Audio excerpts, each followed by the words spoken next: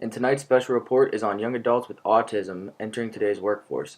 Live from the living room with the story is Kevin Edwards. Thanks, Matt. Tonight's story focuses on the numerous people with autism growing up and attempting to fit in, just like in the Netflix film, The Story of Luke. Many autistic children grow up and do not know how to fit into society. In Luke's case, he pursues a job and true love. For many parents, raising a child on the spectrum can be a truly challenging experience. After high school, many families aren't sure what the next step is. Hopefully, after tonight's report, you'll be able to have a better idea on getting your child into the workforce. Earlier today, I interviewed Carolyn Edwards, who has a daughter with autism, about the struggle of figuring out what to do after high school. It's been a confusing past couple weeks trying to decide what to do with my daughter after she graduates. Luckily, her high school has been very helpful in finding volunteer experience for her to get a grasp of what the workforce is like. She continued to tell me about how motivating her daughter is also have the battle. Carolyn says, she wants to be an author, which is simply unrealistic. It makes it a lot harder to convince her to get another job, especially because she likes to be kept on her own schedule.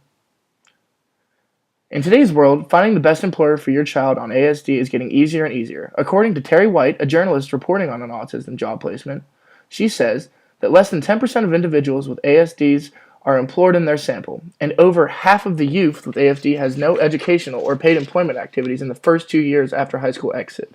That can be showed by this infographic here.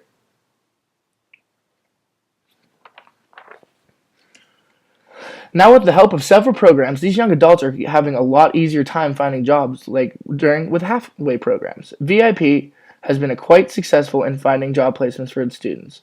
Obviously, we look for employers that are open and enthusiastic to their support and their willingness to give our students opportunity to learn how to become successful.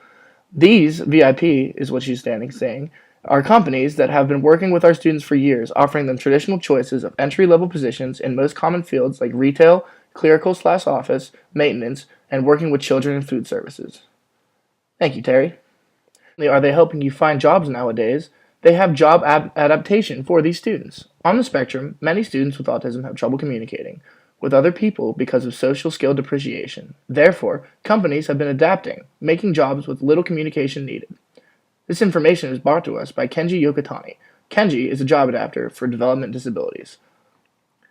Employment of people with disorders is a social problem, especially employment of people with high functional autistic spectrum disorders. HFASD has had a large impact on social productivity. HFASD stands for High Functional Autism Spectrum Disorders. Finally, along with adapting to more and more autistic people joining the workforce and untapped talents being found. Donna Owens from the Society of Human Resource Management adds, despite the Americans with Disabilities Act, we're not quite there yet. In terms of hiring, she adds, we know that it can be more difficult for people with disabilities to get jobs, even if they have the same qualifications as people without disabilities. Today, Ken Kids, a program for autistic workforce, is putting jobs all over the U.S. for people with high-functioning autism. About 200 young adults have come through and found jobs with our corporate partners, says Rebecca Malinsky, a licensed master social worker and executive director of the program. This is not a charity case, she adds. This is an opportunity for someone to get a job. Our workers are seen as an asset and a good business choice. After tonight's report, I hope families with young adults have a new sense of the hope for their future of their kids. That's all we have for tonight's story. Back to you, Matt.